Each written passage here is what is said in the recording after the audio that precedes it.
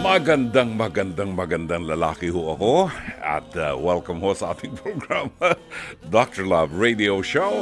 It's Wednesday ngayon. Ang bilis ng panahon, ang bilis ng oras. Masyado tayong abala maghapon sa pamimili sa hardware. Yung mga nakakilala kanina sa akin sa hardware, sa mall. Magandang gabi sa inyo, mga nakikinig daw po sa programa natin dito sa 92.3. Nakakatawa talaga, no? Pagka meron kang nami-meet na mga hindi mo kilala at sasabihin sa'yo, naku, Dr. Lab, nakikinig kami sa 92.3 Radyo 5 True FM. Maraming salamat po sa inyo. 9:45 ang tumpak na oras ang programang ito ay sumasa inyo po Lunes hanggang Biyernes alas 9:30 hanggang alas 11 ng gabi. Today is the 3rd day of July. Alam ba ninyo na ngayong gabi ng Miyerkules, itong araw na ito, ay kafiestahan ng isang santo. Ang pangalan niya ay si Saint Thomas. Saint Thomas the Apostle. Ano ang bumabalik sa isip nyo at naaalala nyo kapag nababanggit ang pangalang Tomas? Santo Tomas. The Doubting Thomas. Ang palagi pumapasok sa isip ko, yung kamay, hindi daliri. Ang sabi ng Panginoon, akin ang kamay mo. Ano? Kamay, eto kamay, hindi daliri. Kasi kung daliri, yung finger lang. Hindi, yung kamay ni Tomas mismo ang ipinasok doon sa tagiliran ni Jesus para malaman niya, ako nga talaga si Jesus. Yung ipinako sa krus, ako yung si Jesus na tinusok ang tagiliran ng sibat. Akin ang kamay mo. Yan. Yung kamay ang ipinasok, hindi daliri. Yon, Doubting Thomas. At si Thomas ay na-assign sa Goa, India. Kung hindi tayo nagkakamali, Goa, India. Si Saint Thomas the Apostle, ang kaisa-isang apostol na hindi nakapagpaalam sa mahal na birhen nang ang mahal na birhen ay pumanaw. Ayon, the dormition of the Blessed Mother. Thomas was the only apostle who was not there when the Blessed Mother was brought to her last, yung huling hantungan ng Mahal na Birhen, na matatagpuan pa po natin hanggang ngayon katapat ng Hardin ng Getsemani sa Jerusalem. Pag nandun ka sa Hardin ng Getsemani sa gawing kanan, pagtawid mo sa karsada, makikita mong isang simbahan, the Church of Dormition. Doon po inilibing ang Mahal na Birheng Maria at doon din naganap ang Assumption to Heaven ng Blessed Mother. Ay, kwento na ako ng marami. Ang dami na naikwento. Magwe-welcome lang kami sa inyo. Tayo po ay napapakinggan sa 92.3 Radyo 5 True FM sa Mega Manila, sa Metro Manila, Central Luzon, sa Calabar Zone, Mimaropa, at sabay po tayo napapanood at napapakinggan din sa Facebook page ng 92.3 True FM. Pakishare naman po ang ating live stream sa ating episode tonight nang sa gayon ay pakinabangan po ng ating mga kaibigan. Siyempre mga kapatid, i-follow, like, and share ang aming social media accounts. Iba't ibang platforms po ito na mapapanood po ninyo kami. Ito ay ang at Radio 5 True FM sa X, formerly Twitter, sa Threads, Instagram, Facebook, at TikTok. And don't forget to subscribe sa Radio 5 True FM YouTube channel para magkita-kita tayo dyan. Para po naman sa mga nais maging bahagi ng ating programa at makibahagi ng kanilang kwento ng buhay, maaari kayo magpadala ng inyong mensahe sa ating Dr. Love Facebook Messenger o tumawag po sa ating hotline sa 863-15788 at 863-16674. 9:51. Ating pong alamin ang ating tampok ngayong gabi sa ating Pes to Pes, hirit ni Dr. Love. Narito ang title ng ating episode. Ito'y may kinalaman sa mga mahilig uminom. Hindi ng tubig, uminom ng alak. You know, eto, meron kasi mga tao na pagka nakumbida mong uminom sa inuman, abay talagang darating at darating. Mas malakas pang tumungga kaysa doon sa host. Mas malakas pang kumain ng pulutan. Wala namang hindi naman nagpapatak. So, ang ating title ng episode natin, Laklakan ng Laklak, Hindi Ka Nagpapatak. Alamin natin ang pag-aaway ng mga lasinggero at mga manginginom. Narito ang ating Pest to Pez. Hear it ni Dr. Love. Wala pong binibigay na ambag yan. Kain lang ng kain. Inom lang ng inom. Pulutan lang ng pulutan. Pati pulutan, wala? Opo, wala pong binibigay yan. Makapal ang mukha niyan. Tigas ng mukha. Ano sinasabi mo? Nagampag po ko, ma'am. Pero hindi po gano'ng kalakihan. Pero Ang gusto niya, pero malaki po. invited ka ba? Opo, ma'am. Mga friends ko na. Mga Hindi lang po kaibigan kami ko ang na. nagiinuman. Marami Okay. po, ma'am. Minsan po, nagtitinda po ako, ma'am. Sinusundo pa po ako sa tindahan. Sabi ko, mamaya na, magtitinda pa ako. Kasi po, ma'am, hindi na po ako masyado kasi pagod na po ako. Hindi na po ako nagiinom. Minsan, sabi ko, sige, punta lang ako. Magsa-shot lang ako kahit isang beses lang. Uwi na ako kaagad. Gusto nila, mag-aambag ako para sila, para tuloy-tuloy yung inom. Suga pa kasi sa alak yan, ma'am, eh. Nagbibigay po yan. Minsan lang po. Nag-ambag lang po. Minsan lang po sa tanang buhay namin na nagiinuman kami. Minsan lang po yan. Hindi naman masyadong maganda yung palagi tayong umiinom. Paminsan-minsan na inuman, that's alright. Pero pag nakaschedule yung inuman, 3 times a week na inuman, parang hindi na maganda. Parang alcoholic na yata kayo. Parang hindi ka na mabubuhay ng walang ganon. Isa pa, ang inuman po natin, sa pagkakaalam ko, ang inuman po is a celebration of friendship. Yung mga kaibigan natin ang kainuman natin. Hindi tayo nag-iimbita ng makakasama natin sa inuman nang ayaw natin. Bad trip yun. Ang iniimbitahan natin yung kaibigan natin. Di ba? Kung may dumating, okay, welcome. Di ba? Pag tayo'y nag-iinuman, doon sa mga dumadalo sa inuman, lalo sa mga regular na inuman katulad ng sa inyo, okay lang po na magdala ng ambag, ano? Pero pwede naman nating sabihin sa kanila, oy, ambagan tayo ha. Kung regular siyang kasama natin sa inom, ambagan tayo ha. At kung dumating man na walang dalang ambag, edi pagpasensyahan na natin. After all, this is a celebration of friendship, di ba? Hindi lahat kasi po pwede. Ngayon, kung talagang sa tingin mo inuutakan ka na, ay hilahin mo sa isang tabi at sabihin mo sa kanya, Ria, hindi na ayos yung ginagawa mo. Tuwing pupunta ka rito, kain ka ng pulutan, may dala ka pang plastic bag, aawit ka pa ng awit ni Sharon Cuneta, di ba? So, sabihan mo siya, no? At hindi naman gaanong kakapala ng mukha niyan. Pag naramdaman yan, hindi na babalik yan nang walang dala. Aling Baby Linda, konti na lang po ang buhay natin. Hindi natin alam kung kailan tayo tatawagin ng Panginoon. Let us make friends. At bawasan ng konti ang katabilan ng bibig, yung mga pamura-mura na ganyan. Negative po yan. Hindi gaganda ang kutis mo dyan. O, bawasan natin yan. Alright, maraming salamat sa iyo, Brother June. Parang bata pa ako doon, ano?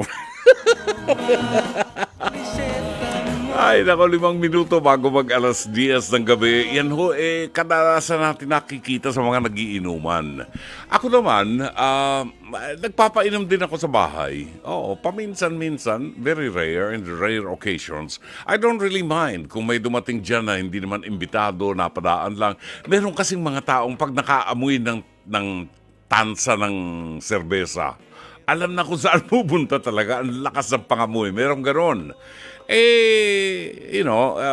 Bakit hindi natin gawin na instrumento ito ng pagkakaibigan natin sa ating mga kapitbahay kaysa pag-awayan po natin. Paminsan-minsan, maging generous naman tayo na magpakain tayo ng pulutan.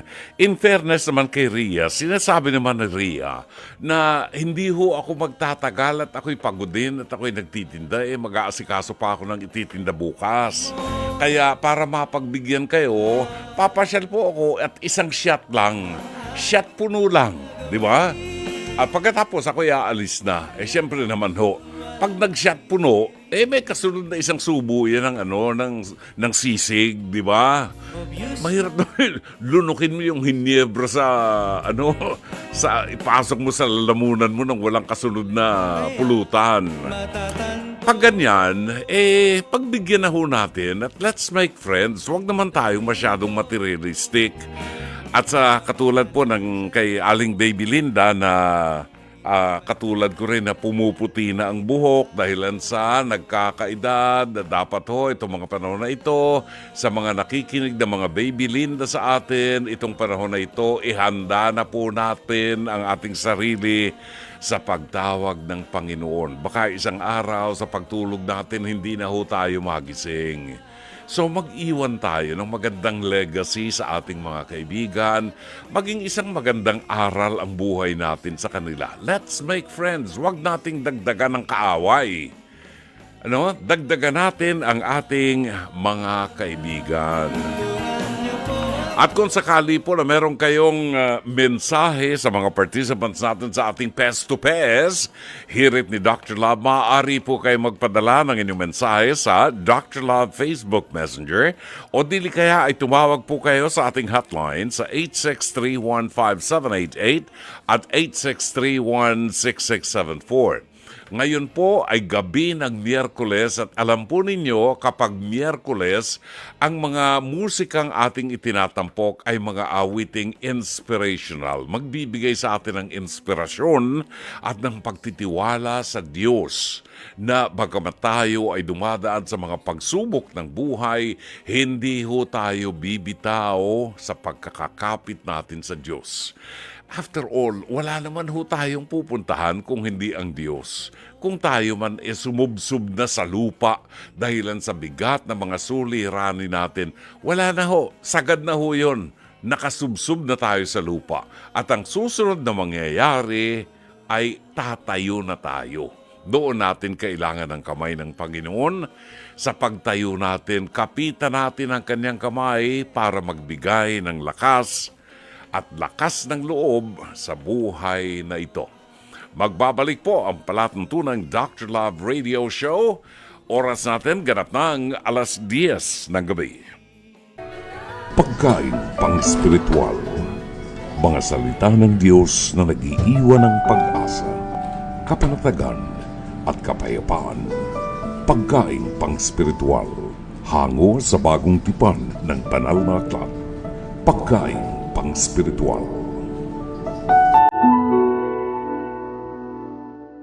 Narito ang ating pagkain pang-spiritual sa araw na ito ng Miyerkules, 3 ng buwan ng Hulyo, kafiestahan ni Santo Tomas, ang Apostol. Ang mabuting balita ay matatagpuan sa 20 kabanata ng Ebanghelyo sang-ayon kay San Juan, talata 24 hanggang 29. Ngunit si Tomas, na tinatawag na Kambal, at kabilang sa 12 ay wala roon nang dumating si Jesus. Kaya't sinabi sa kanya ng ibang mga alagad, "Nakita namin ang Panginoon." Sumagot si Tomas, "Hindi ako maniniwala hanggat hindi ko nakikita ang mga butas ng mga pako sa kanyang mga kamay at hanggat hindi ko na ilalagay ang aking daliri sa mga yun at nahahawakan ang kanyang tagiliran." Makalipas ang 1 linggo, muling nagkatipon sa loob ng bahay ang mga alagad at kasama nila si Tomas. Nakasara ang mga pinto, ngunit pumasok si Jesus at tumayo sa kalagitnaan nila. Sinabi niya, "Sumainyo ang kapayapaan." At sinabi niya kay Tomas, "Ilagay mo ang iyong daliri dito sa akin at tingnan ang aking mga kamay. Ilagay mo ang iyong kamay sa aking tagiliran. Huwag ka nang mag-alinlangan pa. Sa halip ay maniwala ka." Sumagot si Tomas, "Panginoon ko at Diyos ko." Sinabi sa kanya ni Jesus, Naniniwala ka ba dahil nakita mo ko? Pinagpala silang hindi nakakita, gayon may naniniwala. Giliw na mga kapatid, ang mabuting balita ng Panginoon. Pagkain pang-spiritual. Mga salita ng Diyos na nag-iiwan ng pag-asa, kapanatagan at kapayapaan. Pagkain pang-spiritual. Hango sa bagong tipan ng banal na aklat. Pagkain pang-spiritual.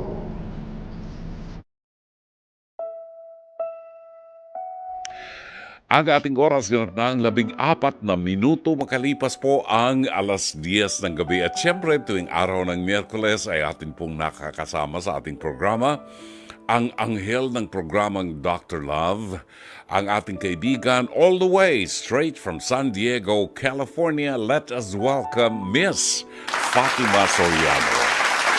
Good evening, Timmy. Good evening po, Brother June, and magandang umaga po mula sa amin dito sa San Diego, sa inyo po dyan, lahat po ng nakikinig po ngayon. Hello po. Wow, thank you very much for your time. At meron tayong ina-anticipate na malaking event dyan sa inyo. Makakasama mo sila Father Jerry Orbos. Si Direk Adrian Panganiban ba will be there also? Yes, he will po, Brother June. I think Wow. sa Chicago po, nandun din po siya kasi isa po din siya sa mga magdidirect din nun po nga event natin doon for our Oo. brothers and sisters Naku, there. napakabubuting Opo. mga tao yan. Kasama si Father Jerry Opo. Orbos. And of course, you will be there also. Yes po, praise God. Tayo'y magmi-mission ulit. Ilang state ang pupuntahan ninyo? Ilang states? Chicago lang po, Brother June, pero si Father Jerry will also be dito po sa Riverside, dito po sa may atin sa San Diego, Oo. sa may Corona. Doon po siya, magkakaroon din po siya ng series of healing, a healing mass there. We Healing will be there masses. din po. Oo. Opo. And That's- hopefully, we'll have a few masses din dito sa San Diego. That's very nice. Alam mo, Opo, praise God. parang may kinalaman yan sa ating ebanghelyo sa araw na ito. Ito'y tumatalakay Opo. dahil kapiyasahan ngayon ni Santo Tomas, the Doubting Thomas, di ba? Mhm, At opo. sa mga healing masses, sa anumang mga bagay, kinakailangan ang ating pagtitiwala, ang ganap na pagtitiwala sa ating Panginoon. Para mapagtiwalaan natin, kailangang makilala natin siya, di ba? Parang buhay ni Apostle Thomas na para mapapaniwala mo ko na ang Panginoon ay muling nabuhay, sabi niya, gusto kong makita siya ng personal, gusto kong mahawakan siya, gusto kong yung aking daliri ipasok sa kanyang sa butas sa kanyang kamay. Gusto kong mahawakan siya para malaman, you know. For Saint Thomas, mahalaga sa kanya yung makita.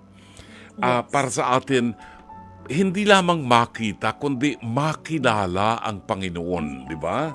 At isa sa mga nakakuha ng aking atensyon, Timmy, yung bahagi ng Ebanghelyo, ang sabi ng Panginoon kay Tomas, ilagay mo ang iyong daliri dito at tingnan mo ang aking mga kamay. So, yung daliri ni Tomas, ay pinalalagay niya doon sa kanyang mga kamay dahil nandun ang sugat ng pinagpakuan, di ba? Yes, Pagkatapos opo. sabi ng Panginoon, ilagay mo ang iyong kamay sa aking tagiliran. Huwag ka nang mag-alinlangan pa. Sa halip ay maniwala ka. Notice that ang kamay, hindi daliri ha, kamay ni Tomas ang ipinasok sa tagiliran ng Panginoon kasi mas malaki yung sugat na yon. Talagang tunay na nasugatan talaga siya. At ang mensahe ng Panginoon, huwag na tayong mag-alinlangan kasi may mga taong nag-aalinlangan pa sa Panginoon. It's so hard kasi hindi nga natin nakikita ang Diyos. At kung yun lang ang pagbabasihan natin, kung saan tayo mapupunta. TV, anong tingin mo dito sa ating ebanghelyo ngayon? Totoo po yan, Brother June. Alam niyo po, di ba? Karamihan sa atin, talagang we live by that motto, no? Yung to see is to believe, you know. Unless I see it, I will not think that it's true, that it's real. Hindi ko maniniwalang totoo yan. Hindi ko nakikita eh. hindi ko nahahawakan, wala siguro yan dyan, di ba? It doesn't exist. Pero sa pananampalataya po kasi natin, kapag pagdating sa Diyos, sa ating Panginoon, nauuna yung belief eh. Oo nga. Nauuna yung, di ba? Kailangan mo bubuksan yung puso mo sa Kanya nang hindi mo pa nakikita kung ano ang kanyang itsura, hindi Mhm. mo nahahawakan kung anong, 'di ba? Kasi po gano'n siya, yung pagmamahal ng Panginoon works when you just open your heart. And I believe po, gano'n magsisimula yung pananampalataya natin eh. Na alam ko po, natural para sa atin, syempre, nagugustuhin makita ang isang bagay kasi gusto natin ng certainty. Mhm. Pero sa Panginoon, tinuturuan niya tayo to walk by faith and not by sight. To really, kunwari po, nabanggit niyo po yung mga healing masses kanina, Brother June. Mm. Pagpapasok ka doon, mauuna ba na, di ba papasok ka pa lang, pagagalingin ka kaagad. Pagkatapos tsaka ka magpa-participate sa mass na, yes, Lord, I believe, naniniwala ako. Mm. Hindi, kailangan mag-partake ka doon sa Eucharistia. Pakinggan mo ang mga sasabihin ng ebanghelyo sa'yo, ng pare, ng magsasalita, at bubuksan mong iyong puso. Saka magsisimula yung paghihilom. Maniniwala ka at mananalig ka muna ng hindi mo nakikita. Mhm. Mahirap yun, pero kung hingin mo ang biyaya ng Panginoon, baka nga hindi mo kailangan makita. Ang kailangan mo lang maramdaman, Aha. mahawakan talaga ang kanyang mga kamay, figuratively, you feel in your heart na, ito pala si Jesus. Yung ginawa niya, yung mga sugat na yun, para sa akin yun, para sa ikabubuhay ko, para sa ikapapatawad ng aking kasalanan, at para sa ikagagaling ng aking mga karamdaman. And pag natanggap natin siyang ganun, magagawa natin siya talagang kilalanin, and then the healing, the true healing can begin. Parang ano, Fatima, parang kung ibabase lamang natin sa makamundong standards, parang walang logic. Paano ko maniniwala sa bagay na hindi ko nakikita? Yes. Napakaganda ng paliwanag mo, Timida. Ang Panginoon ay kumikilos hindi doon sa paningin mo, kundi sa puso. Ano? Sa puso kumikilos ang Panginoon. Yung pagtitiwala mo, yung pagkilala mo sa Kanya. At para mapagtiwalaan natin ang isang tao, kailangan makilala natin siya. At Yes. dito kinakailangan na mayroon tayong interes na kilalanin. Alam mo, hindi tayo nagpupunta sa Panginoon. We don't call on the Lord simply because we need something. Hindi ganon ang ating relasyon sa Diyos. Ang gusto ng Diyos ay meron tayong relasyong magkaibigan, magkapatid, hindi na alipin ang tingin ng Panginoon sa atin, kundi isang kaibigan na nalalaman ang misyon ng Panginoon. Yung pinagtitiwalaan mo sapagkat kilala mo siya doon sa kanyang sinasabi. Kilala mo yung kanyang kadakilaan ng pag-ibig sa iyo. At lahat ito ay binubuo ng senses ng puso natin, di ba, Timmy? Hindi lang sa mata. Dahil kung sa mata, maaaring magkaroon pa tayo ng maraming doubts kung sa Oh, mata yes. lamang.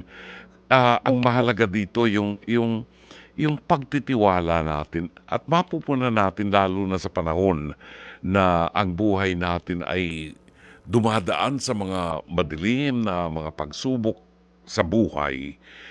Ang kapit natin sa Panginoon ay gano'n na lamang bagamat hindi natin siya nakikita, no? Gano'n na lang na nagtitiwala ka na hindi kanya iiwan at maraming pagkakataon ng pinatunayan ng Panginoon sa atin na hindi niya tayo iniiwanan, di ba?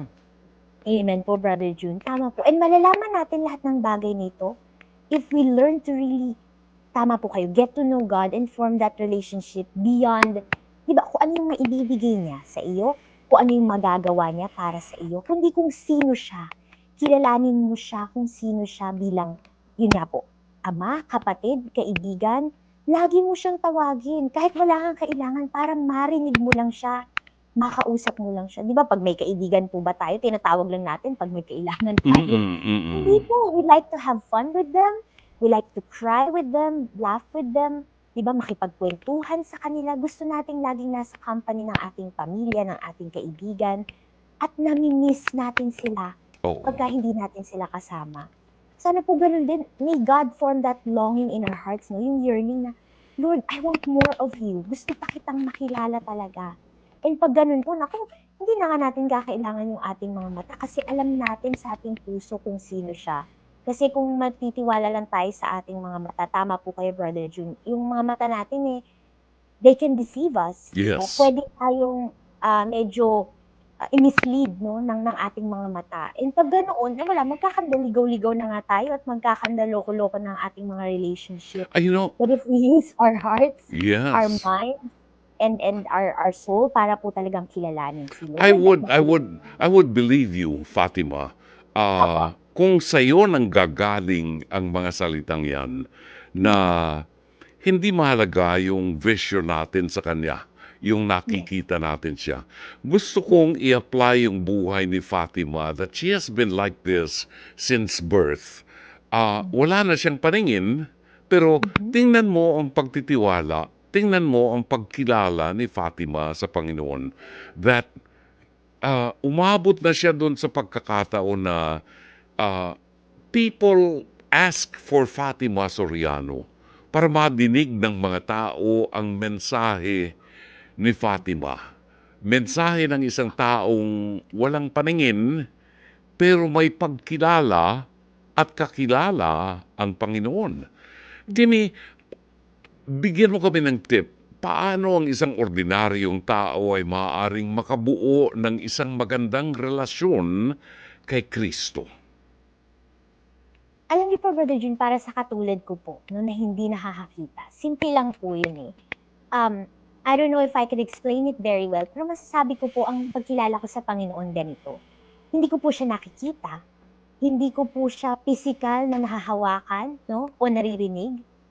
Pero po alam kong nariyan siya. At wala po yung pagkakaiba sa akin, nari hangin. Di ba po, hindi mo naman nakikita yun. Kahit po kayo, hindi nyo naman nakikita yung hangin. Right. Pero pag sumimoy na siya, nararamdaman mo. Mhm. So, pagdududahan mo ba na siya'y naroon? Ang tubig, di ba, pag hinawakan ko, kahit di ko po siya nakikita, alam ko kung ano siya. Mhm. Siguro po, talagang kailangan nating mag-take ng time para po isara siguro yung ating mga mata sa muna. Sa nakikita natin sa paligid natin, napakarami nating nakikita eh. Our senses are overwhelmed. Mhm. And we really need to pause and see, not with our eyes, but with our hearts and see, sino nga bang Panginoon? Anong mga nagawa niya sa aking buhay? Ano ang mga ibinigay niya? Ito ang aking mahal sa buhay, ang aking mga kaibigan, ang aking trabaho ngayon, yung mga biyaya po siguro na ipinagkaloob niya sa atin. Kung titingnan natin ito at hindi natin bibigyan pansin yung mga problema, di ba? And bibigyan natin ng atensyon yung mga biyayang pinagkaloob niya. Nakikita po talaga natin at mararamdaman yung ating yung kanyang presensya. Siguro po yun lang yun. Parang it's a matter of focus kasi po ako, I don't like to focus on what's going wrong or ano yung pinagdaraan ng problema. Siyempre, bibigyan mo ng atensyon yung problema, pero titingnan mo, hahanapin mo yung Panginoon sa lahat ng bagay, in the good and in the bad. Mhm. Alam mo, yung naka-touch sa akin yung sinabi mo na siguro makabubuti sa isang tao na paminsan-minsan ay isara muna yung kanyang mga mata. Yes. Para makilala natin, maramdaman natin. Actually, yun ang mahalaga, no? Yung maramdaman mo ang presensya ng Panginoon at doon mo lamang makikilala siyang ganap when you begin to open your senses at pakinggan ang kanyang mga salita na tumitimo sa puso at gumagabay sa ating pagkatao. It's so beautiful. Timmy, alam ko ang dami ngayon sa mga nakikinig sa atin ang may mga suliranin. Halos lahat naman tayo may mga suliranin. May mga tao na naghahanap ng paraan para makilalang ganap ang Panginoon. Para katulad ni St. Thomas Aquinas ay maramdaman niya ang presensya ng Panginoon sa kanyang buhay. Could you lead us in prayer? Pwede bang isama mo ang mga nakikinig sa atin na may mga problema, mga may pinagdadaanan sa buhay ngayon na tumatag ang kanilang pananampalataya sa Panginoon? Timmy? In the name of the Father, and of the Son, and of the Holy Spirit. Amen. Lord Jesus, maraming salamat po. Salamat po sa inyong mga kamay na hindi bumibitaw sa amin. Salamat po sa inyong puso na palaging nagmamahal sa amin. Salamat po sa inyong mga mata at tainga na lagi pong nakikita at naririnig ang aming mga suliranin, ang aming mga panalangin, at mga hinaing at hiling sa inyo. Lord, kami po ay tao. Kung minsan nagnanais po kami ng mga proof, ng ebidensya, ng patunay na kayo po ay nariyan. Hinahanap namin ang inyong presensya sa mundo na napakaingay, kung saan ang buhay po ay hindi perpekto. Kung minsan may lungkot at dilim na bumabagabag sa amin at kailangan namin ng inyong tulong. Lord, right now, we ask you to please give us the grace to see you. Hindi lamang po sa pamamagitan ng aming mga mata, kundi sa aming mga puso, sa aming isipan, sa aming pandinig, sa aming panghawak, sa aming pangdama. Nawa po'y maramdaman namin kayo at matutunan naming hanapin kayo. Naway palagi kaming mauhaw at maghanap sa inyong presensya sa aming buhay, upang palagi po ay lagi naming sikaping kilalanin kayo at maunawaan pa ang inyong salita at ang inyong buhay at ang misyon na nais po ninyong ipagawa sa amin.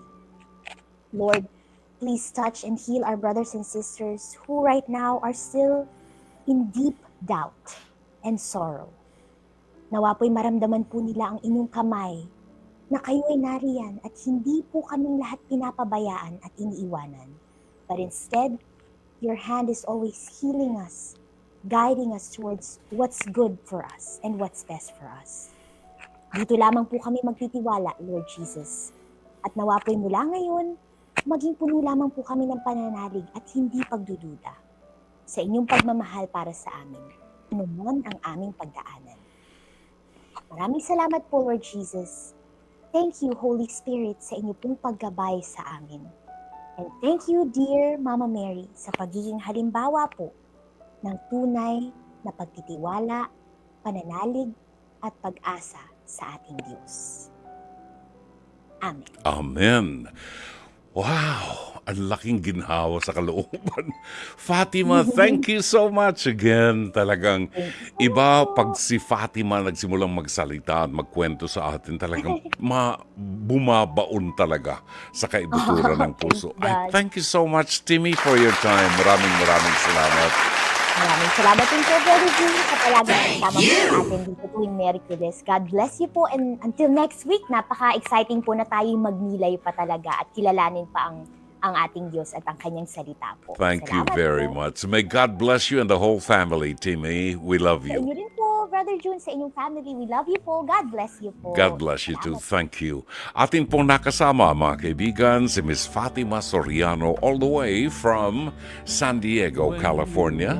Tuwing Miyerkules dito po sa Dr. Love Radio Show. Ang tumpak na oras ganap ng 10:34 sa palatuntunang Dr. Love Radio Show.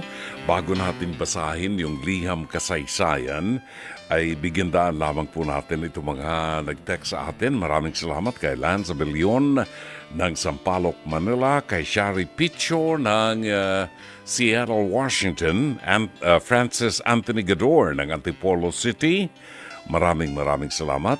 Lina Ho ng Plaridel, Bulacan, Kelly Sky Diel ng Barangay Rizal, dyan po sa Makati, Rona Olandria Salon Casanova ng Bohol.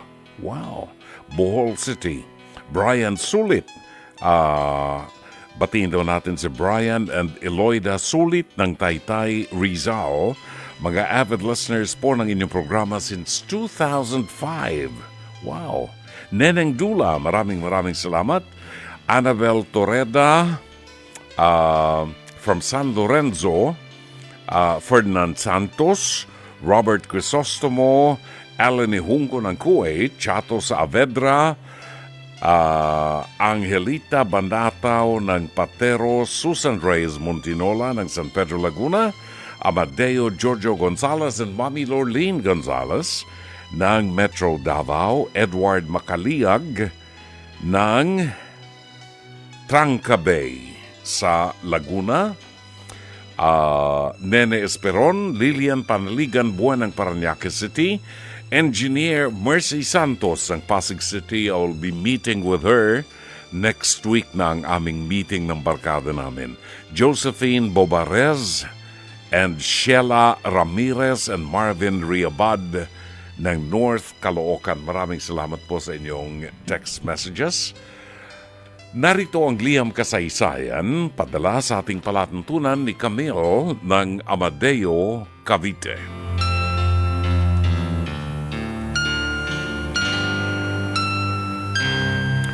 Dear Dr. Love, itago niyo na lamang po ako sa pangalang Camille. Ako po ay 28 years old from Amadeo, Cavite. It's been 7 months nang mag-break kami ng boyfriend ko for 3 years. Ang sabi niya, he fell out of love. Nagsawa. Sa totoo lamang po, may times din po na nagsasawa ako sa kanya but I never gave up on him. Pinipili ko pa rin siya sa araw-araw kasi nga I value him and our relationship. Naging maayos naman ang aming relasyon, Dr. Love. I never saw this coming. Nagplano pa nga kaming magpakasal in 2 years' time. Super okay din kami sa mga pamilya at kamag-anak ng isa't isa. Kaya pati sila nagulat sa nangyari sa amin. Ito po ang isang mahirap na sitwasyon, Dr. Love. Super close ang mga pamilya namin kaya sobrang sakit ang nangyari. Nakakayamang aminin, ilang beses akong nakiusap at nagmakaawa sa kanya. Pero wala pa rin nangyari. Wala naman pong third party. Napagod lang daw siya at nagsawa na. Dr. Love, ganun ba yun? Itatapon na lamang ba ng ganun-ganun na lamang? Hindi ba ganun kahalaga ang 3 taong relasyon namin? Hindi rin ba ako mahalaga sa kanya? Ang sakit kasi, Dr. Love. Parang itinapon lang na isang basura. Masakit po talaga ito para sa akin. May mga pagkakataong umiiyak ako sa gabi dahil naaalala ko pa rin ang lahat. Dr. Love, alam ko pong wala na akong choice, kundi tanggapin lamang ang lahat. Pero masakit po.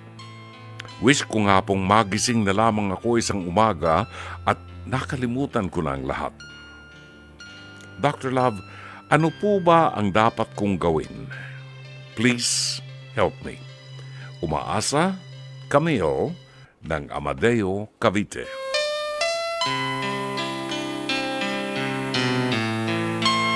Maraming salamat sa iyo, Camille.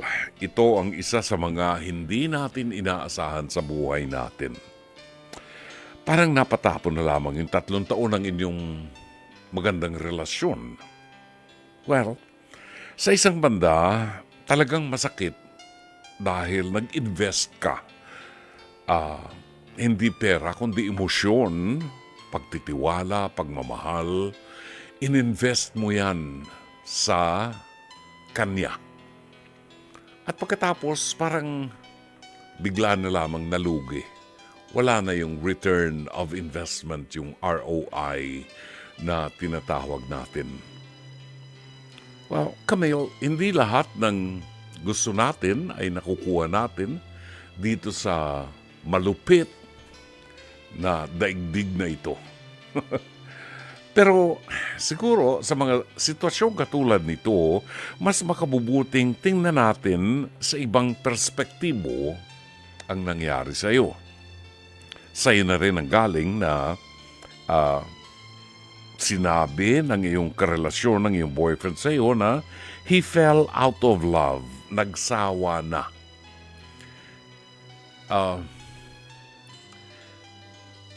Hindi natin alam kung anong dahilan kung bakit bigla na lamang siyang nawala ng gana, nawala ng pagmamahal. Hindi naman yan nangyayari overnight. Hindi naman po pwedeng isang gabi lamang nagising siya na wala na siyang pagmamahal sa iyo. I'm sure in fairness to him, merong mga bagay siguro na hindi na meet yung kanyang mga expectations. maaring naputol, sumara ang inyong communication, hindi siya nagsabi sa iyo ng mga frustrations and disappointments na may kinalaman sa inyong relasyon. But be that as it may, mas magandang tingnan natin sa isang magandang perspektibo. Mabuti at hindi pa kayo mag-asawa. Nang sabihin niya sa iyo that he fell out of love. Paano kung mag-asawa na kayo? At saka sasabihin sa iyo, I've fallen out of love. Paano yun? Alam natin na bago tayo magpakasal, ay pinag-aaralan nating mabuti dahil hindi po pwedeng tulad yan ng kaning isinubo na mainit na kapag tayo napaso ay ating iluluwa. Ano? Hindi ganyan. Kinakailangan bago tayo magpakasal ay pag-aralan natin mabuti, tayo ba'y nakahanda na itong ating makakasamang ito ay makasama natin the rest of our lives hanggang sa kamatayan. At tayo ay susumpa sa harap ng Diyos na magmamahalan, pagyayamanin ang ating pagmamahalan, pagtitiwalaan, paglilingkuran ang ating karelasyon. So that's our promise. Kung isang araw na lamang kung kayo mag-asawa ay sasabihin sa iyo na I've fallen out of love. Nawala ang pagmamahal ko sa iyo. Whatever it is. Hindi ako naniniwala na overnight lamang mawawala ang kanyang pagmamahal. He must have his own reasons. I do not know. Baka may shortcomings ka, baka may shortcomings din siya, baka may ibang nakakakuha ng kanyang atensyon na hindi niya masabi sa iyo. Di ba? Ang ipagpasalamat na lamang natin, Camille, ay nalaman mo ng mas maaga. Alam kong hindi madali para to get over a situation like this. Pero let me share with you a story. Nung ako ay umalis ng 4th of July, bukas na pala yun, ano? 4th of July. When I left my other woman sa Estados Unidos, sa Los Angeles, it was the 4th of July. Actually, we never fought. Hindi kami nag-away. Napakahusay ng aming samahan, meron kaming anak. It's just that in the latter part of our relationship, maybe because every Sunday, pagkatapos kong magsimba, actually, sabay kami nagsisimba. Napaka-plastiko, no, Jake? Nabubuhay sa kasalanan, pero simba ng simba. Yun nga ang purpose ng simbahan, para sa mga makasalanan.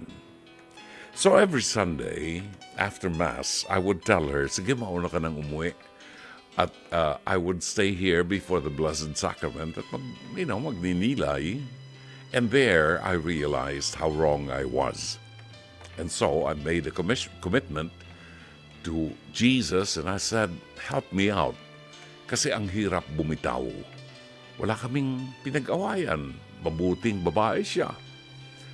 But I need to do this. Kailangang hiwalayan ko siya para bumalik ako sa pamilya ko.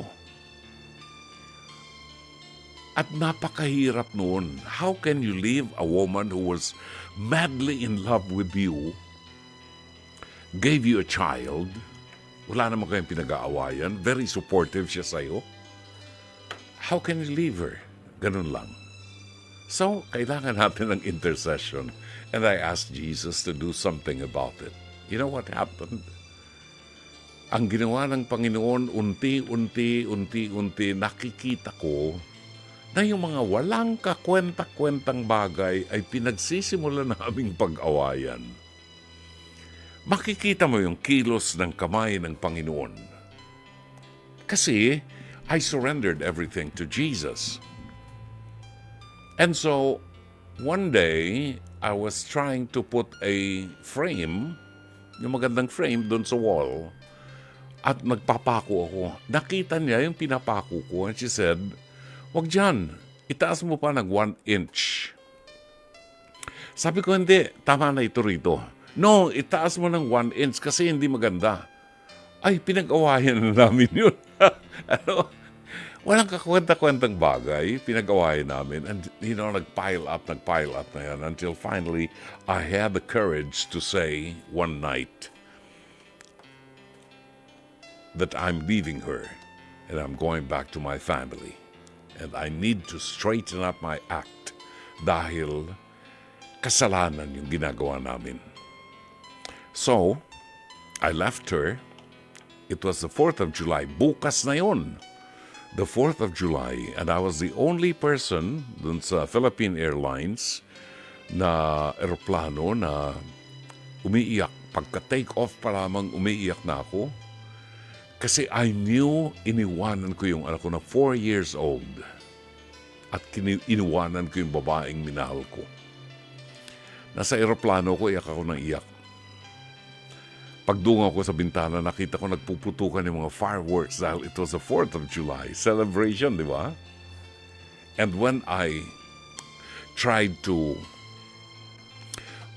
look at the movie, meron silang pinapalabas sa pelikula. And the movie was entitled Evita. And it was Madonna who sang the song, Don't Cry For Me, Argentina. Tatanda ko ang lahat. Don't Cry For Me, Argentina. I never stopped crying. Yung meals namin sa aeroplano, hindi ko nakain. Iyak ako ng iyak. Hanggang bago buwaba dito sa Pilipinas, ayokong makita ng misis ko na ako'y, pugto ang mga mata ko. So, the first person who welcomed me at the airport was my wife with open arms, willing to forgive. Now, bakit ko naikwento? Kasi hindi po ganong kadali nakalimutan ang isang taong nagmahal sa iyo, ibinigay ang kanyang buhay sa iyo, ang kanyang kinabukasan, and all of a sudden, tatalikuran mo siya. Every night, bumabalik sa isip ko yung mga magagandang ginawa niya sa akin. The beautiful memories of our relationship. Yan ang nagpapahirap para kalimutan ko siya. Alam mo, Camille, kung anong ginawa ko? Maybe this could help. Ang inisip ko, hindi ko inisip lahat ng magandang ginawa niya sa akin. Ang inisip ko yung mga pangit na nangyari sa amin before we separated our ways. Yung mga pangit na ikinainis ko sa kanya, yung mga bagay na sinabi niya na nakasakit ng aking damdamin, yun ang aking palaging iniisip hanggang sa naturuan ko ang sarili ko na limutin siya at i-focus ang atensyon sa aking kinabukasan. That made it easier. And when I saw her, nang magbalik siya rito sa Pilipinas para magbakasyon kasama ng aking anak, when I saw her, walang beso-beso. Wala. Nakita ko siya, it's the same woman that I loved for, 13 years. 10 years kami sa Amerika. Wala. Nag-handshake lang kami, walang beso-beso. Walang pinag-usapang masama, walang sumbatan, at nagkwentuhan lang ng mga positibong bagay. Doon ko natutunan na kailangan ng determinasyon at ipagkatiwala natin sa Diyos ang lahat. Ipagkatiwala natin na ang bagay na ito ay magtatapos sa tulong at biyaya ng Diyos. Subukan mo rin na humanap ng mga bagong kaibigan na maaaring magpatibok ng iyong puso, kung hindi man ay just to find new friends. Sana'y natulungan ka ng palatuntunan ito. As always, Dr. Love. Huwag kang mangamba. Pansamantala tayo po ay magpapaalam. Sana po ay naging makabuluhan ang 1.5 oras ng ating pagsasama dito po sa 92.3 Radio 5 True FM. Sa ngalan po ng ating mga nakasama sa buong production, Sa pamuno ng ating General Manager ng Nation Broadcasting Corporation, Mr. Raul de la Cruz, ang ating Head ng Programming and Production, Alvin Maanyo, ang ating Operations Manager, Cherry Baile, ang Executive Producer ng programang Dr. Love Radio Show, ang napakabait na si Jake Bacud, ang ating Director, Sheikh Mamaril, Technician Rome Ortigas, Orad Operator Mike Santillan, ang ating PA at Avid Operator Jairian Manipon. Ito po naman ang inyong lingkod, Brother June Banaag, OP, pansamantala, magpapaalam. Magandang gabi, maraming salamat. Shalom Aleichem.